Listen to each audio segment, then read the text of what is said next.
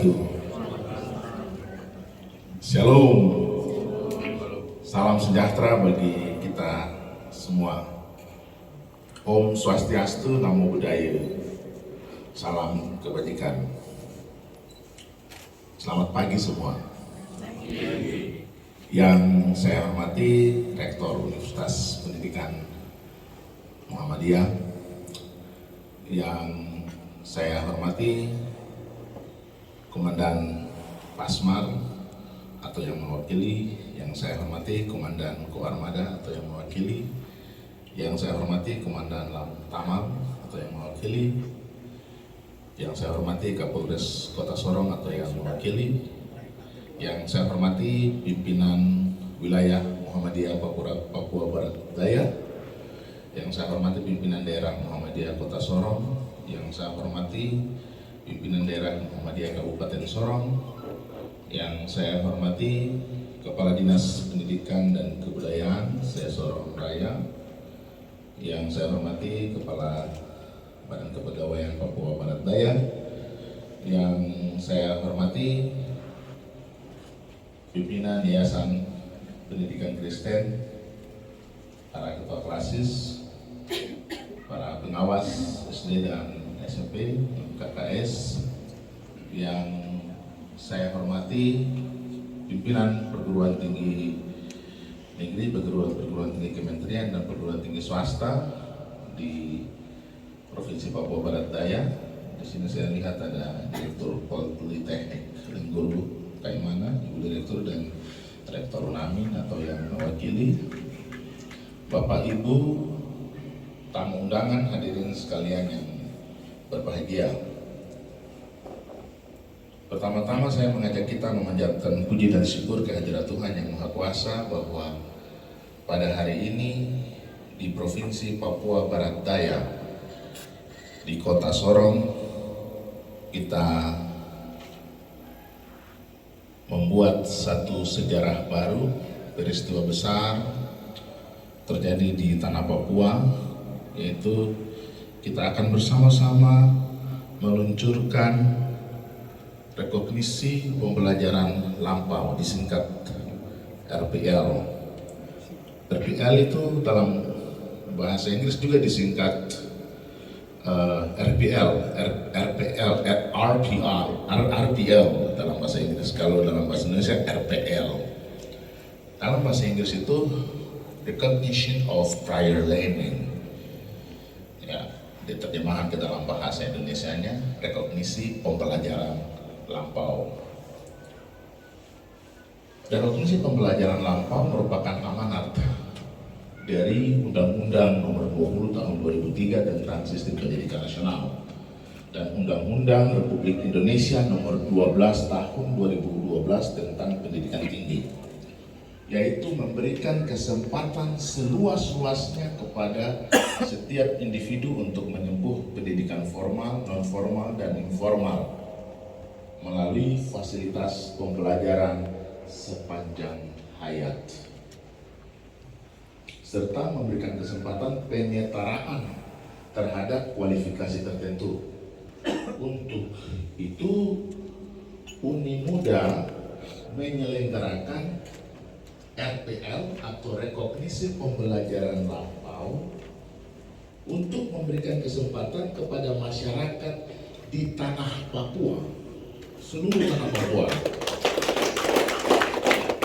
untuk dapat melanjutkan pendidikan formal ke jenjang yang lebih tinggi, yang pada akhirnya adalah pemberian bukti hasil berupa ijazah. Pembelajaran dan atau pengalaman masa lampau yang diakui dapat berasal dari pendidikan non-formal, informal, dan atau dari pengalaman kerja, juga dari pendidikan formal melalui pendidikan tinggi, melalui evaluasi, transkrip, dan silabus. Jadi Bapak-Bapak dan Ibu-Ibu sekalian,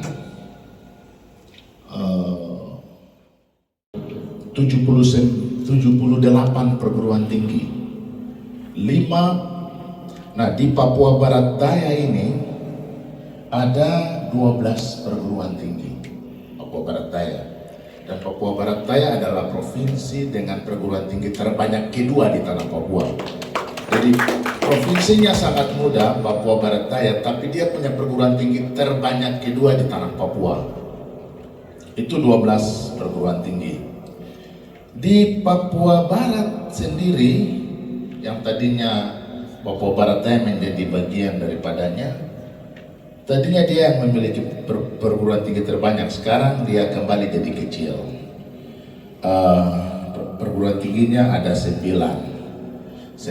perguruan tinggi. Itu terdiri atas dua perguruan tinggi negeri dan 9 perguruan tinggi swasta. Ya, ini hampir menyamai, tapi dia meliputi perguruan tinggi di Manokwari dan Fak-Fak. Di Provinsi Papua Tengah terdapat 10 perguruan tinggi swasta. Di Provinsi Papua Pegunungan terdapat 8 perguruan tinggi swasta. Di Provinsi Papua Selatan terdapat 1 perguruan tinggi negeri dan 6 perguruan tinggi swasta. Jadi ada 7 perguruan tinggi di Papua Selatan. Dan di Provinsi Papua terdapat 2 perguruan tinggi negeri, yaitu UNCEN dan Institut Seni Budaya Tanah Papua, serta 28 PTS. Jadi Provinsi Papua dengan total 30 perguruan tinggi. 78 perguruan tinggi ini semuanya berada di bawah kendali dan koordinasi Lembaga Layanan Pendidikan Tinggi Wilayah 14 yang berkantor pusat di Biak Numfor. Nah, ini semua orang, kenapa di Biak? Ya memang kan sudah ditetapkan Biak sebagai kantor Lembaga Layanan Pendidikan Tinggi. Saya sendiri adalah pejabat eselon 2 Kementerian yang mengelola seluruh tanah Papua, jadi atasan saya menteri. Saya pejabat pusat yang ditempatkan di daerah untuk mengelola pendidikan tinggi di 6 provinsi ini.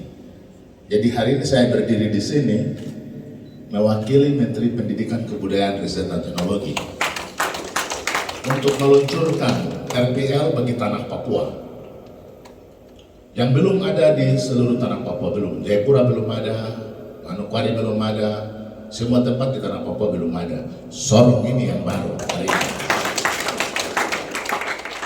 ini.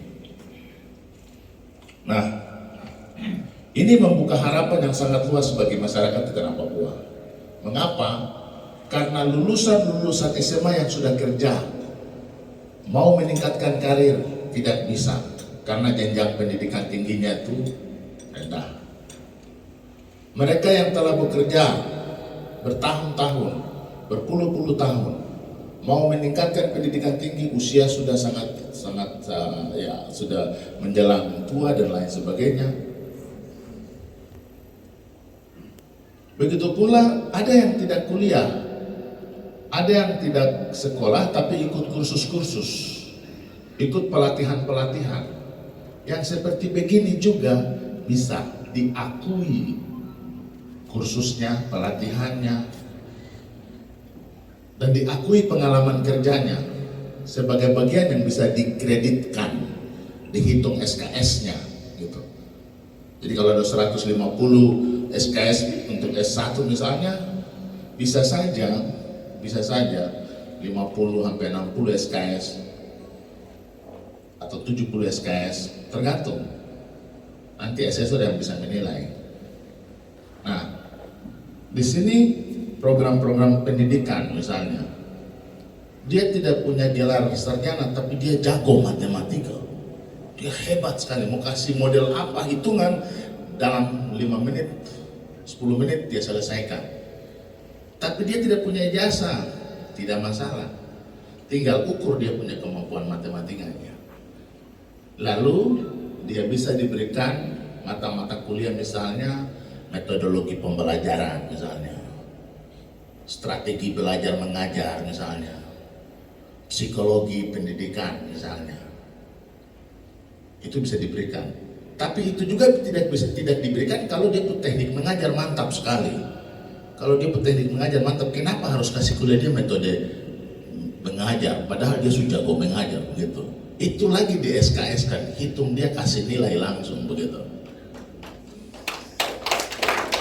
Bahasa Inggris misalnya, dia lulusan SMA, bahasa Inggrisnya luar biasa, dia mengajar di SMP, tidak masalah. Tinggal lihat tes dia punya listening berapa. Listening itu mendengar.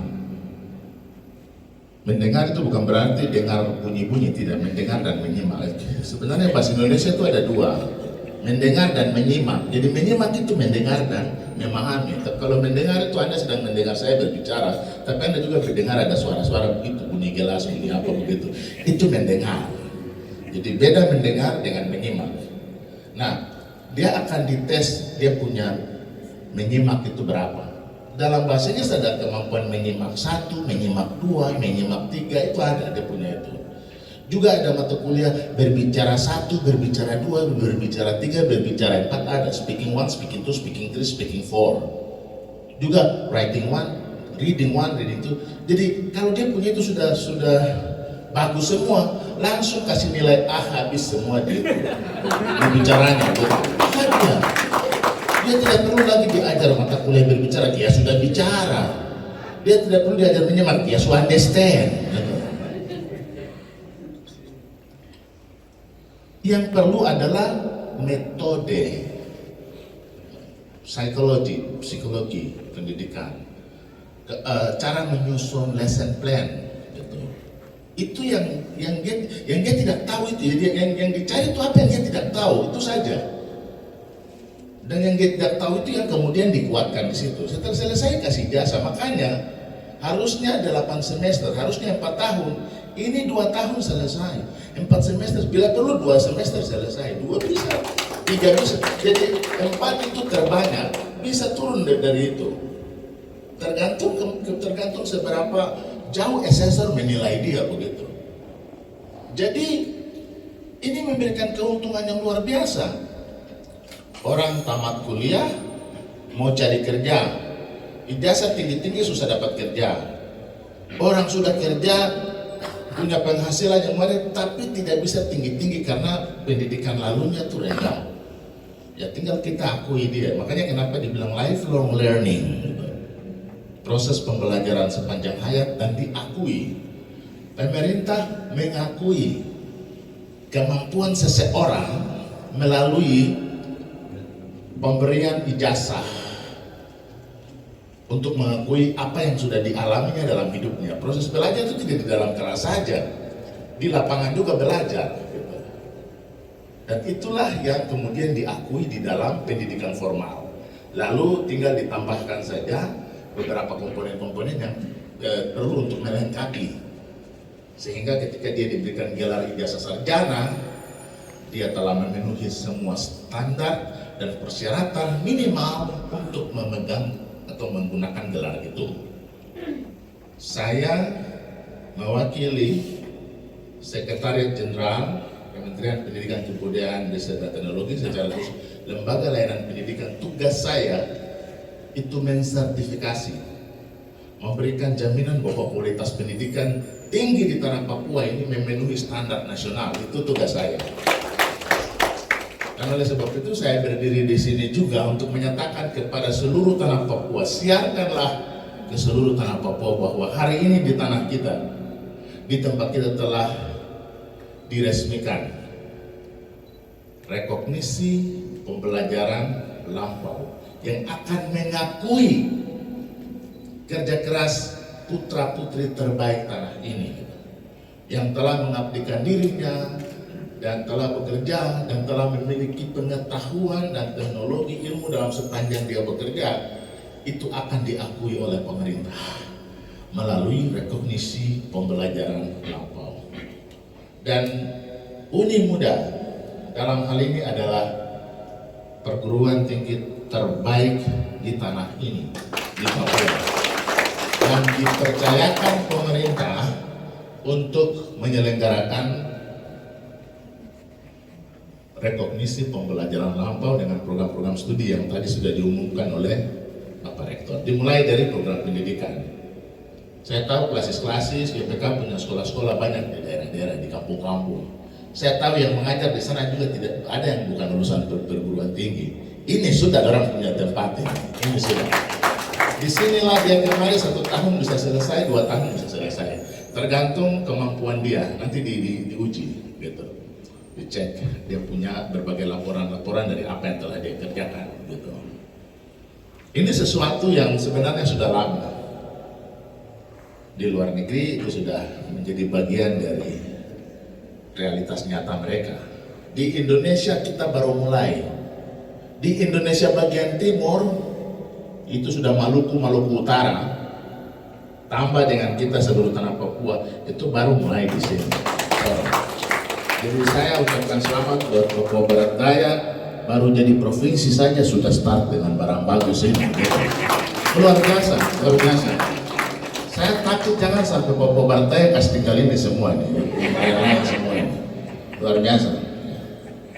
Tapi karena saya ini yang punya seluruh perguruan tinggi, jadi saya bisa bicara begitu di tempat ini. Saya ucapkan selamat banyak-banyak untuk Rektor Universitas Pendidikan Muhammadiyah yang bekerja dengan sangat keras, dengan gaya dan stylenya yang selalu bikin kaget-kaget saya gitu. Saya selalu kalau datang kemari pasti ada saja sesuatu yang dibuat untuk bikin kaget-kaget saya, tapi ya itulah ciri khas Uni Muda. Saya sendiri yang mengatakan seperti ini. Dan oleh sebab itu sekali lagi saya sampaikan selamat kepada Rektor dan seluruh sivitas akademika Uni Muda yang telah mendapatkan kepercayaan Kementerian Pendidikan, Kebudayaan, Riset dan Teknologi untuk menyelenggarakan rekognisi pembelajaran lampau di tanah Papua. Proses belajar dapat dilakukan secara offline dan online. Jadi tidak membatasi. Mau di Merauke baru kuliah di sini boleh. Mau di Jayapura dan kuliah di sini boleh. Mau di Sorong baru kuliah di sini boleh. Tidak ada batasan ruang dan waktu. Karena hari ini jarak antara kita dengan satu sama lain itu cuma sejauh tangan memencet barang ini saja. Itu jarak itu sejauh itu. Setelah itu kita terhubung semua.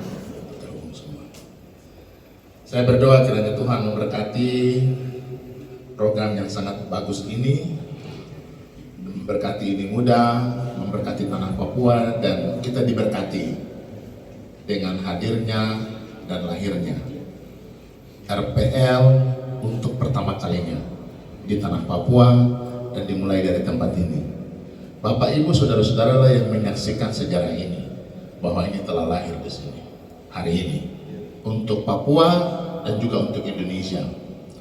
Harapan saya bahwa angka partisipasi kasar pendidikan tinggi di tanah Papua yang baru 11%, 89% belum menikmati pendidikan tinggi. 89% itu banyak lulusan SMA di dalamnya. Banyak lulusan yang putus-putus kuliah di dalamnya. Saya tidak tahu angkanya berapa, tapi Bapak Ibu dan saya kita semua bertanggung jawab untuk kurangi 89% itu, naikkan angka partisipasi kasar pendidikan tinggi di tanah Papua, karena hanya sumber daya manusia pendidikan tinggi saja yang bisa membawa perubahan bagi kemajuan sebuah bangsa, kemajuan sebuah masyarakat. Dan itu tanggung jawab kita semua. Saya berdoa rekognisi pembelajaran lampau yang kita luncurkan di Sorong hari ini akan membawa perubahan dalam peningkatan kualitas sumber daya manusia pendidikan tinggi di tanah Papua. Kiranya Tuhan memberkati kita semua. Shalom, salam sejahtera bagi kita semua. Wassalamualaikum warahmatullahi wabarakatuh. Terima kasih kepada Bapak Dr. Mari kita bersama-sama menghitung mundur.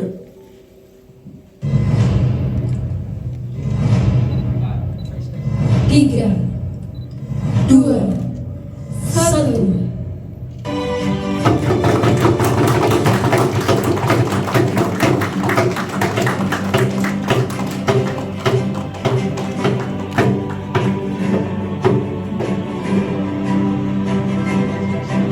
Mari sekali lagi kita berikan tepuk tangan yang paling meriah